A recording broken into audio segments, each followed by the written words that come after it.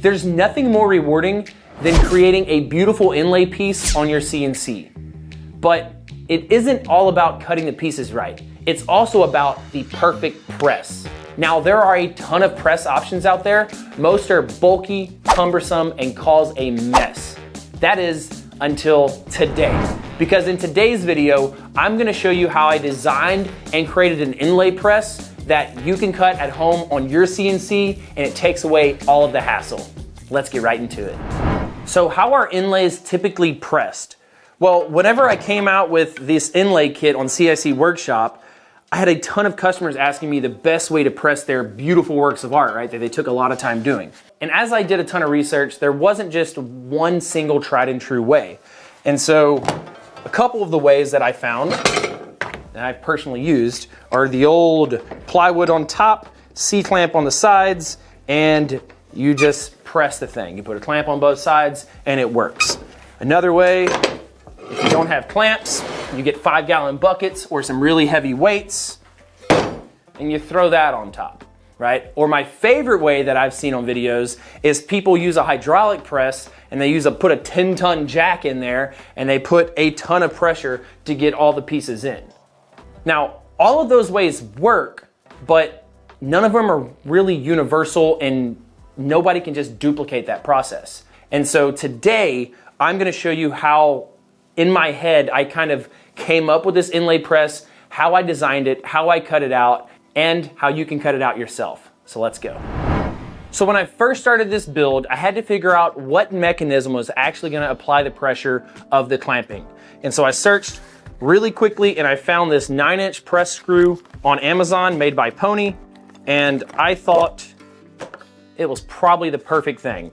And so I bought one of these. I think they're 23 bucks. So I set out to design my whole entire clamping system off of this clamp design right here.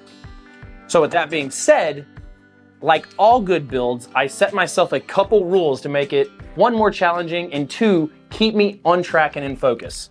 So first rule that I wanted was no screws or glue needed, except for this one mechanism right here.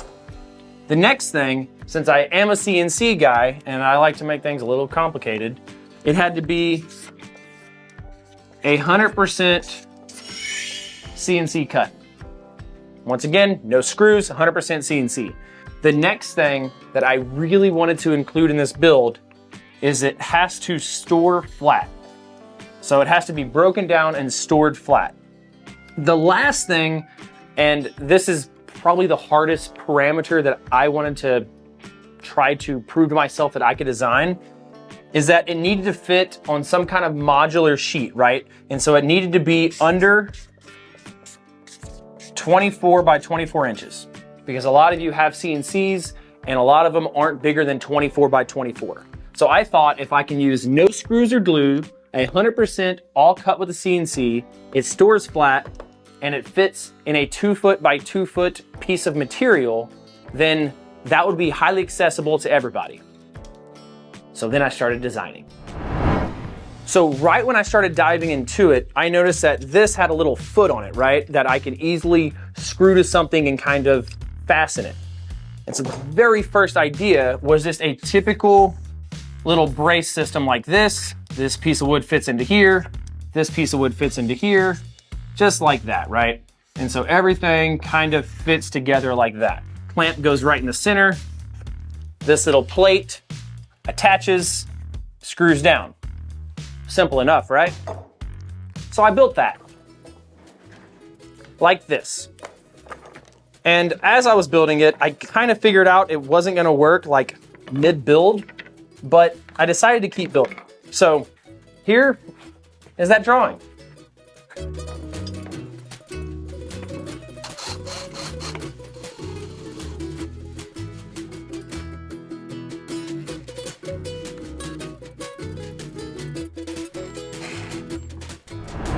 So I got all these things threaded in here, I got the caps back on, and I did have to end up using screws in this design.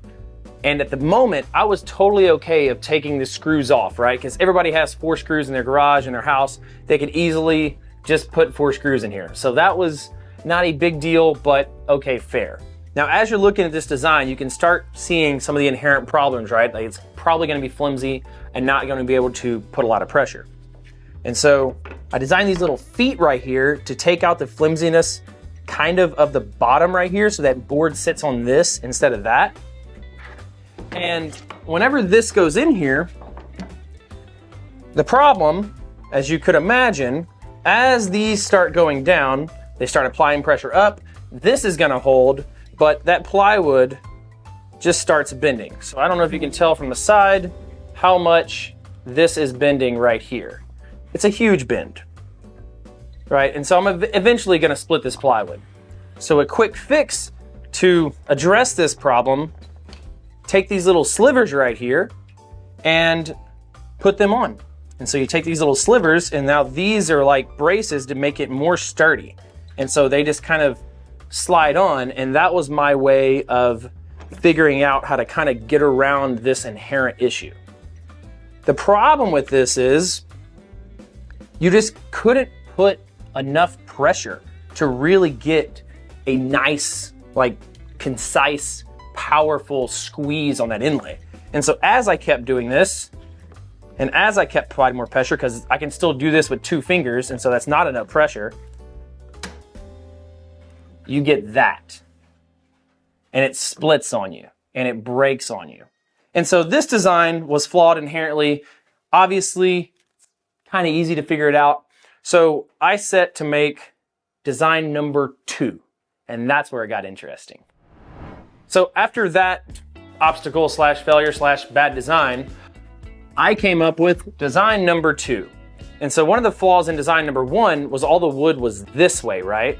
And so I was like, well, how do I do it if I turn it this way? And so I thought, let me just do a solid frame like this, just like a picture frame. And then I will put the clamping mechanism right here in the center, and then obviously it screws down, and there is my piece of wood. Now it all still fits in a 24-inch by 24-inch thing, because the inlay kits that we sell on CNC Workshop are 12 by 18 inches. So I had plenty of space there. The problem with this is, this thing is 1 inch wide, and this is 3/4 of an inch wide. And so if you only use 2 3/4 inch pieces of plywood, and this goes in the center, as you can maybe see from the camera, there's not a lot of space, and so the plywood becomes really thin, and then it's gonna have that same breaking problem that version 1.0 did. But I had an idea. What if I sandwiched this thing in between it like that, and I still got the full strength of the plywood? And so then I needed to cut 2 of these pieces out, but I needed to make them small enough to fit on that 24 by 24 inch thing. And so this had to be under 12 inches and under 24 inches wide, and then sandwich this little piece in between it. And so I thought of this concept right here. As you can see from the picture, it's pretty much an exact match. And so this now, I have these little braces right here with that 1 inch gap that I need. And so this brace right here is gonna go in the bottom, and that's going to be the legs of it that the cutting board sits on, because once again, I have to make it wider than the piece itself, but still fit on that 2 foot by 2 foot thing. I put this little screw on the bottom right here, and this piece will then slide in there, and then this piece will slide on there, and I have these 2 screws that are then connecting to that. So as you stand this up, you put your feet in, and the reason I did these little feet is, 1, to have that nice base for the cutting board, and so I did it wider, and then I notched.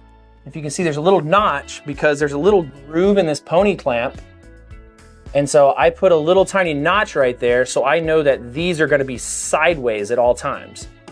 And so once you put that little notch and you squeeze everything together, everything's good now. So we're still at a 2 foot by 2 foot piece. It flat packs. We are using screws, but as of right now, it's a 100% CNC cut. So as I started pressing on it, there became two inherent problems with this design. As I pressed, sometimes these like to come apart. And so I knew that I needed to come over here and also add a little attachment to the top right here to make sure that this doesn't flare out and come apart, right? Because the screws do hold it in, but when there's not a lot of pressure there, you can just pop it out. And so I didn't like that. And so I was like, well, you need to have something here to kind of hold everything together. And so I put a little spacer there, right? So I pressed really hard, and I'll take off this spacer so you can kind of see, and it didn't break. It's a really good hard press, right? Nothing's warping. And so I knew structurally this was the right amount of wood, which is about 2 inches, to be able to have this press do what it needs to do. A couple little notes though that I didn't like about it, I still just hated the fact that I was using screws, because I'm a CNC guy. I want to make things complicated and make everything 100% CNC. So that was flaw number one. Flaw number two in this design was, if you can see on the bottom here, these feet are loose. So the cutting board isn't pressing against everything, it's only pressing in this center point right here, because all of these feet are loose. I knew I had to make these feet taller. And so the three flaws in this design were still using screws, the feet not being as tall as they need to be, and I needed some type of a gap creator right here so this thing doesn't flare out whenever you're clamping it. So with those three changes in mind, I got back to my computer, and once again, like this design right here, that looked funny. Not gonna say what it looked like, but it looked funny. So I got back to my computer, made those three changes that I needed, and designed the third version of this inlay press. But I have yet to cut it out. So let's hop over to the shop and actually cut it out for the first time and see if it works. So if you're getting value from this video, do not forget to like and subscribe, and leave a comment in the comment below if you've had similar struggles with the design process of a CNC or when designing products. What's your number one thing that you struggle with when doing it? Now, let's hop over to the shop. So we're in my industrial shop now, so if you hear different sounds while the CNC is cutting out this inlay press, you know where it's coming from. And so we're gonna use the alt mill today to cut this thing out. If you're interested in the alt mill, check the link in the description, as it does help out the channel if you click on that link, or let them know that you got the alt mill or purchased it because of cutting it close. So here's the material we're gonna be cutting out this inlay press with. And this is a 2 foot by 2 foot sheet of Baltic birch, 18 millimeter or 3/4 inch thick. And if you're interested in getting a 2 foot by 2 foot piece of Baltic birch, check out CIC Workshop. So we're gonna put this on here. Like I said, I already have that center marked, and I'm gonna go through with this 1/8 inch upcut bit and actually drill some different holes, because this inlay press is so optimized for a 2 foot by 2 foot sheet. There's really no waste and anywhere for these clamps right here to hold down. So we're gonna come through, poke a couple holes. I'm gonna screw it to secure it to this spoil board, to this MDF, and then we'll put another bit in there and cut everything out. Let's go, this is exciting.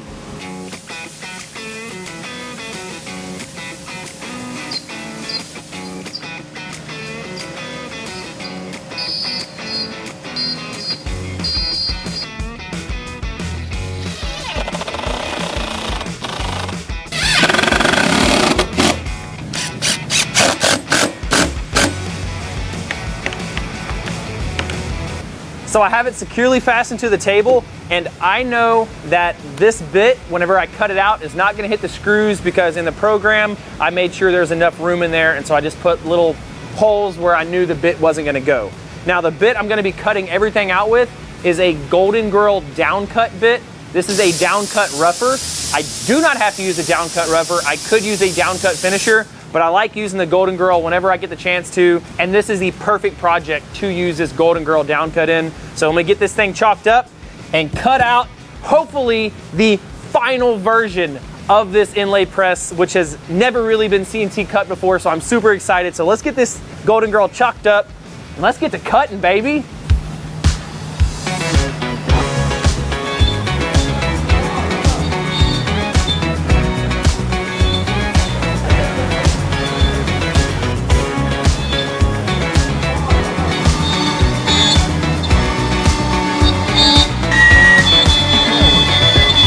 So one interesting thing to note while this is cutting out, I'm running it at 175 inches a minute, going almost a 1/4 inch deep per pass, and it's handling it, right? And so that's really cool. Now, since it's a down cut bit, it's keeping all of those chips inside of that trench, and so I don't really have anything else holding it down because all of those chips compacted in these slots right here are gonna hold down all of those pieces and hold them in place. Do I recommend you do this all the time? Absolutely not. But I think let me do all the testing for you and just show you. And so once again, I have nothing really holding this down except those couple screws. But as you can see, I'm cutting it out all the way. And so like I said, it's almost exactly 2 foot by 2 foot. And so this 2 foot by 2 foot piece of Baltic birch is the perfect thing for it. And because we're using that roughing bit, it's a lot quieter than a finisher a lot of the times because of the serrated edges on it. And personally, the Golden Girl bit is one of my favorite roughers because it is that down cut. So we get a nice clean top edge.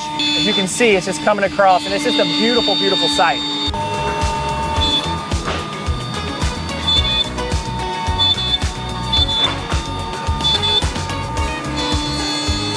The last thing I want to say is, see, I'm leaving this little onion skin right here, this little eggshell. So I'm doing all of the passes and I'm leaving 0.03 as the last pass. And so then the bit is going to come back around and actually finish cutting everything out. So that onion skin is actually going to hold everything in place while this bit is cutting. And then that very last pass is just going to take a little bitty bit off. And that's also not going to allow these pieces to move. So whenever this piece gets all the way done cutting out, it's just going to be free floating. The only thing holding it in are the screws and the material inside of it. Cool little note.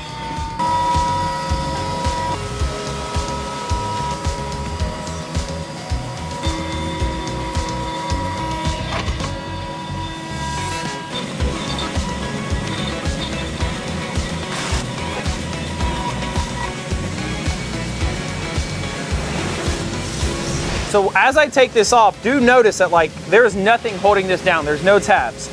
I do not recommend that because it did want to move a little bit, but I'm just trying to reinforce the concept of kind of what a down cut bit does, right? It puts all those chips in place. If you are cutting this out and do get the digital file for it, be sure that you secure all of the pieces. You know, I did tab these pieces up a little bit, but as you can see, the only thing held down was this center point right here. I don't recommend that. Don't do it on your own. But once again, I am the one that gets to make all the mistakes and you get to learn from me. So, but as you can see, nothing is held down, just a little bit of tabs. So I'm gonna get these touched up and sanded down real quick and we'll see if this inlay press, it's all that it's pressed up to be, cracked up to be. I'm a better CNCer than a jokesman. Comedian. Yeah, let's go get these sanded. All right guys, just got back from the shop. We got these sanded down. So if this design does work, I will be selling the digital file on CICworkshop.com as well. And one last little note, we did just come out with a walnut base and a Padoop top on CIC Workshop. This is part of our inlay kit series. And so if you do not want to take all the time making in-grain inlaid stuff, I have it all in there for you where you can pick maple or walnut bases, 4 different color of tops, and it comes shrink wrapped and beautiful. So with that being said, let's see if this thing works. Once again, the tweak that I did is I wanted the feet to be a little bit taller, right? And so quick, easy fix, I made the feet a little bit taller on it. And so ideally these should fit in. This goes in here and fits pretty snug. Foot is taller, therefore Boom, I succeeded. Second thing, let's see if this thing fits. This is that spacer I was talking about of kind of holding everything together. All I did was take the foot design and I kind of just mimicked it, if you can tell. And so I cut a little groove for that. That way it goes in the same spot every time. That does work as well. Now the thing that I am worried about, that I have not tested yet, is this thing right here. And this piece was to eliminate the screws that I was using on the previous design. And so instead of putting a screw in this little tab right here, I just cut and pocketed a little slot. And these are the only two pockets on this. I did an 1/8 inch pocket for the alignment of this rail, and then a 1/2 inch deep pocket so this little tongue can stick in there.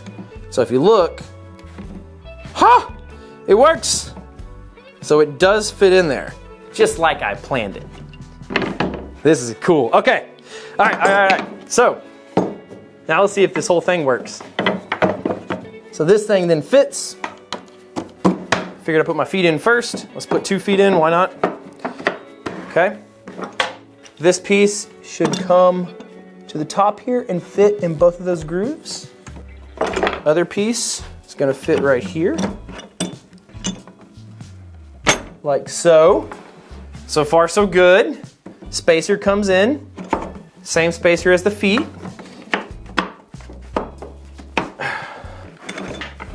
It's solid. I can't move it any. It seems pretty legit so far. This thing is freaking awesome.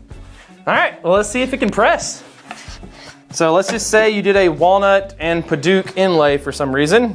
And let's see if we have gaps in here. Do we have any gaps? Yeah, we have a little bit of a gap, right? So we're gonna know if it's putting good pressure if that gap goes down. I got 2 little pieces right here to apply pressure. I wish it was 1 solid piece of plywood, but this is just what I had laying around the shop. So if you have random pieces of wood laying around the shop, this is where to use it at. Okay, so that's gonna slide there. And I wonder, when I clamp this down, if it's gonna close that gap. Boom, baby! Let's go! And look, like, this is some pressure too, boys, like, and ladies. This is some pressure. Like, that thing is solid. The feet don't move, which means the cutting board is applying pressure evenly across the feet, which is a great thing. This thing is freaking cool.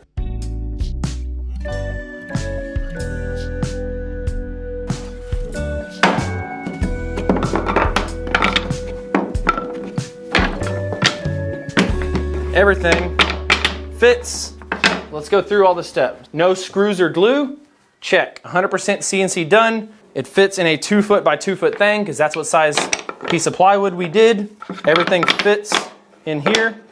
So it flat packs, so you can stack everything up. Now let's see how fast I can assemble it.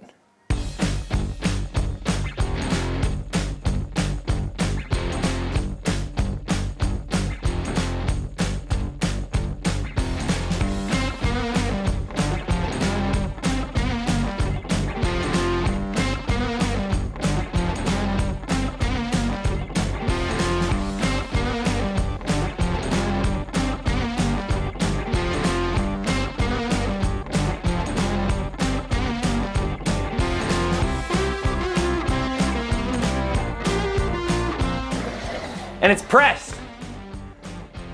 This is one of the coolest things I ever made. So if you are interested in the digital file, I do have it broken down step by step on how to cut out this product right here. It'll give you the whole rundown on how to make this, how to build it, so you can do it and you can have your very own inlay press at your house, at your shop. And if you got value from this video, don't forget to like and subscribe. I hope you left this video with more knowledge than when you started. And as always, guys, remember, if you ain't cutting it close, you ain't cutting it right.